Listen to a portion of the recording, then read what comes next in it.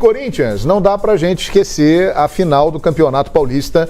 A polêmica continua rendendo. O Palmeiras entrou no TJD de São Paulo pedindo a impugnação da partida. E agora há pouco, às 5h08 da tarde, o Palmeiras emitiu uma nota oficial, que eu vou ler aqui e a nossa equipe vai mostrar. Está lá no site da Sociedade Esportiva Palmeiras. Em relação à reportagem veiculada nesta quarta-feira no site Globoesporte.com, contendo declarações do presidente do TJD São Paulo, Dr. Antônio Olim, esclarecemos que apresentamos pedido de instauração de inquérito, artigo 81, o qual não exige recolhimento prévio de custas e que, inclusive, o Dr. Olim já afirmou às redes de televisão que entendia ser o caso. Ao final do inquérito, o Palmeiras terá a prerrogativa ou não de requerer a impugnação. De qualquer forma, o Palmeiras faz o seguinte questionamento direto à FPF. Existe interesse e coragem para se buscar a verdade real sobre os fatos ou tentarão utilizar subterfúgios processuais? Abre parênteses, como foi feito em inúmeros casos precedentes no futebol brasileiro, fecha parênteses, para justificar o engavetamento do problema? Interrogação. Com essa pergunta, o Palmeiras encerra a nota e o motivo da nota também é que o doutor Antônio Olim disse que o Palmeiras não tinha feito o pagamento de uma taxa de R$9 mil, que é uma exigência na lei para que houvesse esse pedido de impugnação, e o Palmeiras esclarece isso nessa nota oficial emitida agora há pouco. Se fosse uma observação sobre o doutor Antônio Olim, que falou com o maior respeito com a gente ontem. Sim, claro. Mas eu vou falar uma coisa que joga até contra a gente, porque a gente sempre quer entrevistar quem está no foco das questões. Eu acho que tem a liturgia do cargo. O presidente do Tribunal de Justiça Desportiva está diante de um julgamento que ele qualificou como de maior repercussão do que a prisão do presidente Lula. Ele falou isso aqui ontem. O que entre nós é um absurdo. Né? Não, eu também acho que é absurdo, mas eu estou só usando a expressão que ele utilizou. Não, perfeito. Né? Ele está diante de uma situação que é um caso de futebol que poucas vezes aconteceu. Na história do Campeonato Paulista, você vai buscar campeonatos decididos com polêmica de arbitragem, polêmicas grandes de arbitragem. 73, voltou atrás o Armando Marques na contagem dos pênaltis de Santos e Portuguesa. 77, por uma circunstância ou por outra, até hoje nós falamos do Rui Rei. Não quer dizer que tenha tido uma polêmica de Corinthians ser campeão legítimo. 93, até hoje a gente fala da arbitragem do Zé Aparecido. Palmeiras foi campeão legítimo. E agora, num lance de voltar atrás num pênalti, o pênalti que não foi pênalti, 8 minutos depois. Não é usual. Então, ontem, o presidente Antônio Olim disse aqui, e eu alertei ele, eu o alertei depois, ele disse, também vídeo não podia usar, mas no domingo usou. Quer dizer, o presidente do tribunal vem dizer, acho que por um descuido, que se usou imagem de vídeo para decidir o jogo no domingo passado. Então, acho que tem a liturgia do cargo. Ele não tem que dizer, como disse, que o resultado da decisão pode mudar. Ele não tem que dizer que não pode mudar. Não tem que aparecer. Ele não tem que falar se o Palmeiras pagou custas ou se não pagou, porque isso tem que... Se não tiver custas pagas, não vai ter processo. 9 mil reais não é nada, né, Paulo? A liturgia do cargo exige... Vá lá que hoje nós temos um problema no judiciário grave no Brasil, né? Vamos discutir o que se politiza do judiciário, mas o presidente do tribunal tem que respeitar a liturgia do cargo. O julgamento é dia 23 de abril. Dia 23 de abril o tribunal vai se manifestar. Perfeitamente. E ontem, falando disso, João, assim, eu tentei, o Paulo pegou, e eu tentei ontem também botar em foco o que eu acho que é fundamental, essencial. É para deixar para trás tudo que ficou do Campeonato Paulista e julgar isso com uma rapidez e celeridade possível. Não pode esperar. Eu ainda falei, foram 15 dias. Não, 15 dias não, porque segunda passada nós não trabalhamos, porque teve festa da federação. Como assim, cara pálida? Tava lá. Trabalhava na federação, depois ia pra festa. Nós aqui, quando saímos do trabalho, a gente vai pra festa, vai bebericar, conversar e tal, mas todo mundo trabalha no dia. Ninguém, não tem moleza. Hoje tem dia de show do Milton Nascimento ou do Chico Buarque. Ou da Anitta. Da Anitta eu não vou.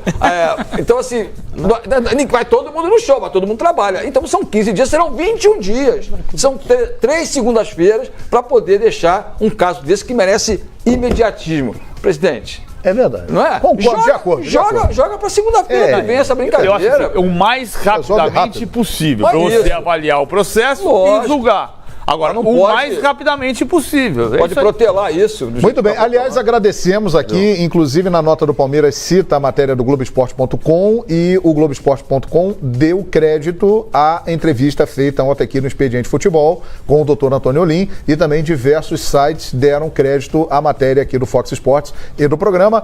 Agradecemos e sempre procuramos fazer o mesmo também, dando crédito a quem é devido. Valeu, galera. É assim que a coisa de fato funciona. Será que vai anular esse jogo? Ô, João, se for provado, vai ser uma vitória muito grande do esporte brasileiro. Pois é. Se for provado que houve interferência, é lógico que todos nós aqui... Mas como vai provar isso? Aí é que é o problema. Todos nós comungamos aqui que houve uma interferência. Isso aí é indiscutível, indubitável. Eu não concordo. Você acha que não houve uma interferência de fora? Talvez. Eu penso que houve. É muito tempo para alguém não ter. Vamos provar agora, isso, como provar é que é o problema. O Palmeiras está brigando. Agora, se houver uma maneira de se provar isso, é uma vitória muito grande da lisura da competição. Independentemente disso, tem algumas coisas que precisam mudar.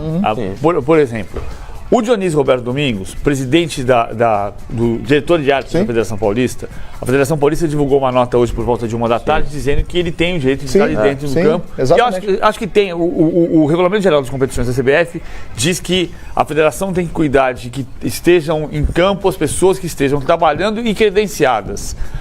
Na Federação do Estado do Rio de Janeiro, que não é exemplo, o inspetor de arbitragem fala com o árbitro no intervalo do jogo, mas ele está do lado oposto aos bancos de reserva. Durante toda a partida, ele fala com o árbitro, eventualmente, na parada técnica e no intervalo do jogo.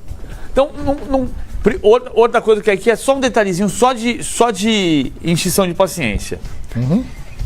Eu não vi a credencial do Dionísio. Ele não precisa de credencial porque todo mundo sabe quem ele é. Mas assim, no Copa do Mundo, até jogador reserva tem uma credencial no peito. Treinador. Treinador tem credencial no peito. Isso à parte. Ele não tem que estar aparecendo ali. Por que ele não pode estar na tribuna, 3 degraus acima, para descer ao vestiário depois e falar com o árbitro no intervalo, que é a função dele? Mas a questão, o PVC, a questão e a outra coisa é o quinto árbitro. A questão que se coloca estar autorizado é uma coisa. Comunicar-se com o quarto árbitro, com bandeirinha, é outra completamente diferente. Mas é o que eu estou dizendo. É outra completamente diferente. Algumas coisas precisam mudar em termos de procedimento para demonstração de que você não tem nenhuma chance de comunicação. Eu percebo que o Eugênio Leão não concorda muito com essa história que está acontecendo. A semana toda eu não tive a oportunidade de dar o meu comentário, que é curto, é simples. Então, pode falar à vontade. É o seguinte, como ser humano, todo mundo é passível de um erro, tá? Na minha avaliação, prefiro a pessoa que erra tentando acertar, passível desse erro, estando, na possibilidade de cometer um equívoco que pode ser absolutamente normal, um lance interpretativo, um lance milimétrico, é um erro, não deixa de ser um erro, mas algo que vai gerar uma discussão pela dificuldade dessa situação, do que você acertar tendo a certeza de, para ter chegado a esse acerto, você utilizou-se de um recurso ilegal. O exemplo claro que eu tenho é o seguinte, a mesma coisa que o pai, com 18 anos, presenteia o filho no dia do aniversário com uma carta de motorista. O menino tá na lei, ele tem uma carta de motorista. Certo. Só que o pai comprou a carta pro garoto, porque ele tem que passar pelo processo. Ou então, o cara que tá aqui no Rio de Janeiro, em São Paulo, do outro lado da cidade, e precisa chegar a um compromisso em meia hora no horário de pico. Você está fazendo analogia. Ele não vai chegar nunca. Perfeitamente. Normalmente, porque tem trânsito, etc e tal. Só que o cara de carro vai e chega em 29 minutos. Perfeitamente. Pô, esse cara tá no compromisso, pô, que legal, o cara é pontual. Só que para ser pontual, o que ele precisou fazer? Utilizou-se do corredor de ônibus, foi pelo acostamento da linha amarela, ou então da radial, ou então da marginal. O cara colocou um giroflex ligando lá, o som de sirene, foi enganando todo mundo e chegou. Deu um jeitinho. Eugênio, e essa história toda? Qual é a sua opinião aí? Ô, João, eu já vi horas e mais horas de imagens das mesmas imagens e eu não me convenço de que tenha havido interferência. Ponto.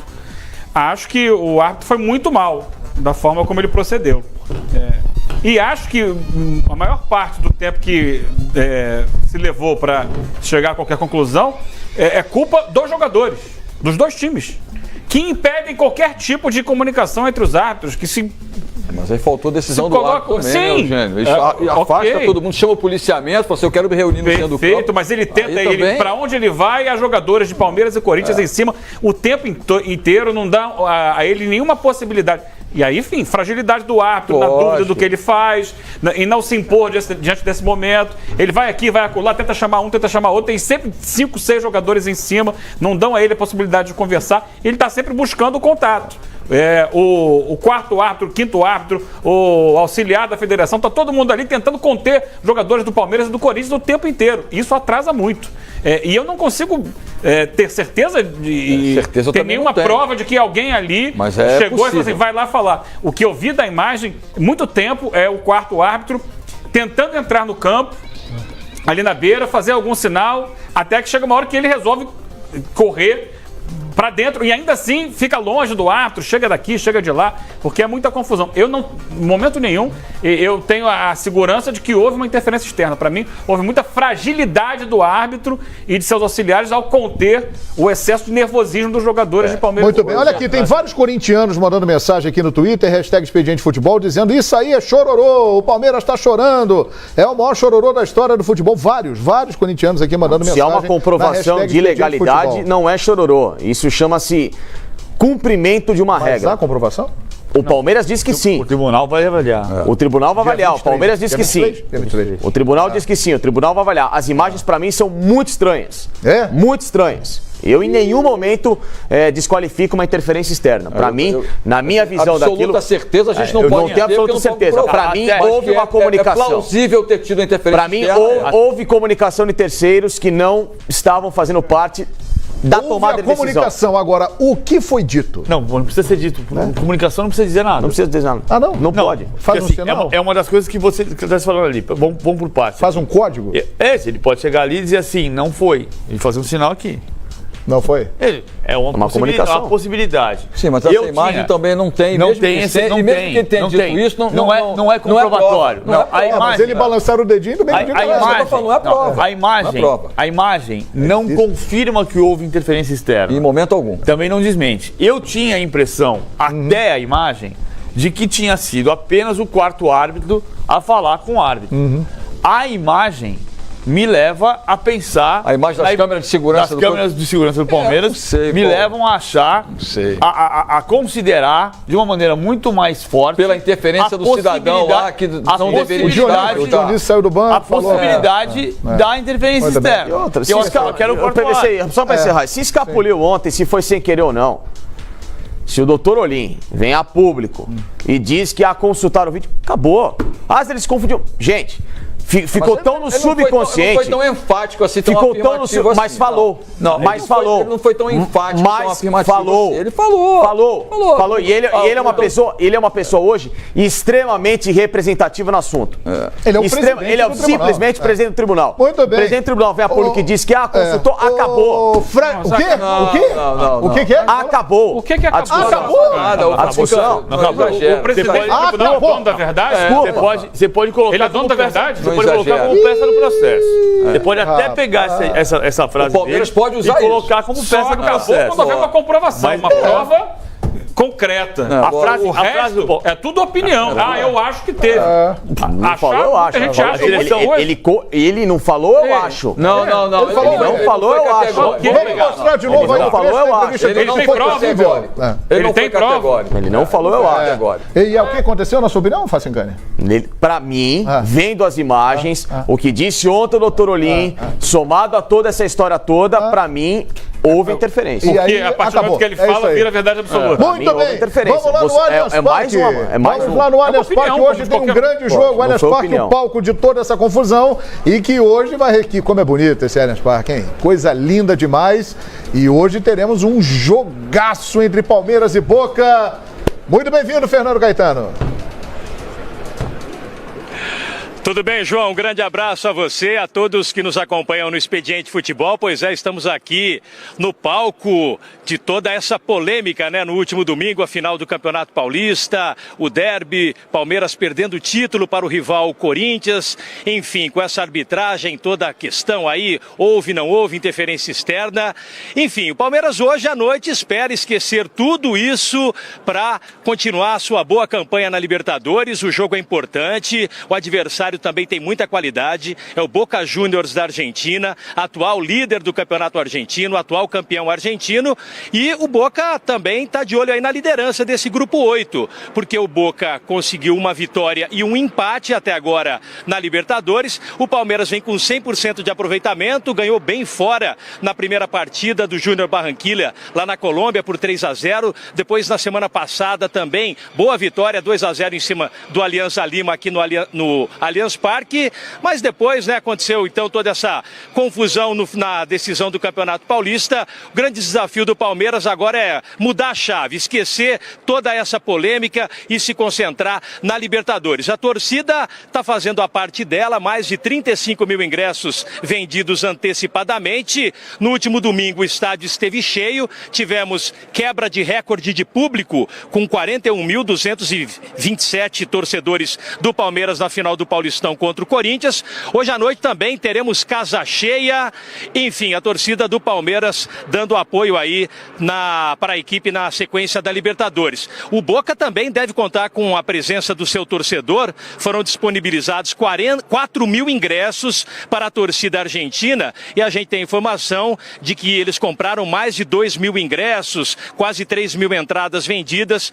Enfim, então o Boca também vai ter a sua torcida presente essa noite aqui no Allianz Parque. Em campo, o desfalque do Boca é o Tevez, ainda em recuperação de uma lesão muscular. O Tevez já foi liberado para participar, mas vai iniciar o jogo de hoje no banco de reservas. E o Palmeiras, do Roger Machado, com força total. O Felipe Melo cumpriu suspensão no Campeonato Paulista. Hoje deve ser a grande novidade na sequência da Libertadores. Ele deve voltar como titular, o Felipe Melo, provavelmente na vaga do Moisés. A gente segue aqui no estádio, aguardando daqui a pouco a chegada das duas delegações do Boca e também do Palmeiras, para a gente ver se teremos a manifestação de algum jogador, alguma entrevista. Afinal, desde a perda do título estadual, lei do silêncio, ninguém do Palmeiras tem conversado com a imprensa, treinos fechados. Enfim, vamos aguardar como é que vai ser a chegada daqui a pouco do Palmeiras aqui no Allianz Parque, João e amigos do Expediente Futebol. Bacana, muito obrigado, Fernando Caetano. Daqui a pouco o Allianz vai ferver, vai estar pulsando, vai estar cheio. Palmeiras e Boca, grande clássico, muita história e um jogo fundamental. Se o Palmeiras vencer essa partida, chega a 9 pontos no grupo e fica numa situação privilegiada, pensando em classificação. Fica muito perto já da classificação. O Palmeiras, Fred Júnior, o que você espera desse Palmeiras e Boca daqui a pouco? Tevez no banco, hein? Tevez no banco, eu acho que o Palmeiras vai fazer valer a força de casa, né, de jogar no seu estádio, no Allianz. Eu acho que o Palmeiras tem condições de sair com um bom resultado, chegar a 9 pontos é importante nesse momento, vai iniciar o campeonato brasileiro. Eu acho importante chegar a 9 pontos para o Palmeiras, pensando já na Libertadores mais pra frente, na fase de mata-mata. E só um detalhe que vocês estão discutindo ainda a respeito do que aconteceu da arbitragem, né? O PVC citou da presença do Dionísio em campo, que a federação disse que era permitido, foi autorizado. Isso já ocorreu quando o Coronel Marinho era responsável pela arbitragem no futebol paulista. Ele ficava também no campo, só que em uma outra posição, normalmente atrás de um dos gols. bem afastado e só observando e analisando a atuação da arbitragem. Não como fez o Dionísio, aí sim, eu acredito de forma errada, se comunicando com o membro da arbitragem. A Federação Paulista tem que ser mais ágil, mais rápida, marcar esse julgamento para definir logo essa novela. Está virando novela, a cada hora, a cada momento é um novo capítulo. Isso só desgasta um Campeonato Paulista que poderia ter se encerrado de uma maneira brilhante, envolvendo dois clássicos, né? Envolvendo dois jogos, dois clássicos, com Palmeiras e Corinthians. E um outro detalhe também, sempre houve uma suspeita que interferência externa já aconteceu no futebol brasileiro, mas nunca como agora no jogo envolvendo Palmeiras e Corinthians, com uma imagem de um membro, um diretor de arbitragem, conversando com um auxiliar na partida envolvendo Palmeiras e Corinthians, e a penalidade que foi marcada sendo a marcação voltando atrás. Então acho que são pontos interessantes, diferente do que aconteceu já normalmente no futebol brasileiro. Eu acho que vale sim um julgamento, vale uma análise maior, e por isso que o Palmeiras briga na justiça em virtude de uma resposta que eu acho que não virá, mas é importante marcar posição. Perfeitamente. 2012, o Palmeiras pediu impugnação daquele jogo Palmeiras e Inter, né, na campanha que levou ao rebaixamento. O Palmeiras também entrou com um processo na CBF pedindo a impugnação e não andou, e aquele processo não ia andar. Eu acho que há algumas diferenças em relação àquele processo. Aquele processo eu era absolutamente contra que se instaurasse o processo. Por quê? Porque não tinha imagem, era um depoimento da repórter Tainá Rodrigues, eu acho, que dizia que tinha ouvido Espinosa, que tinha... Não, Espinosa não, Tainá da Rádio Bandeirantes de Porto Alegre. Não foi a Tainá Espinosa? Não, acho que... Não tenho certeza. Não. Foi a Tainá. Que foi? A repórter Tainá da Rádio Bandeirantes de Porto Alegre, que disse que tinha ouvido o do inspetor de árbitros a pergunta se tinha sido com a mão ou não, e o lance do Barcos, ele era absolutamente incontestável. Ele fez assim, ele meteu a mão na bola. Não era um lance de interpretação. Este lance agora, não estou dizendo que tem que levar anulação, eu estou dizendo só que se justifica levar ao tribunal para que se investigue, certo, não para que se anule. E foi o que o Palmeiras fez, pedido de impugnação. Dia 23 de abril teremos sessão do TJD para analisar esse caso importante e que pode aí, será que vai ser um divisor de águas, vai mudar condutas? Os clubes serão chamados na Federação Paulista para analisar aquela proposta colocada pelo Palmeiras de ter o árbitro de vídeo no Campeonato Paulista do ano que vem. Está repercutindo, está dando o que falar ainda a decisão do Paulistão. O que vai repercutir e vai dar o que falar, eu não tenho dúvida, é o jogão de daqui a pouco entre São Lourenço e Galo, o galão da massa, o Atlético Mineiro, e nós vamos agora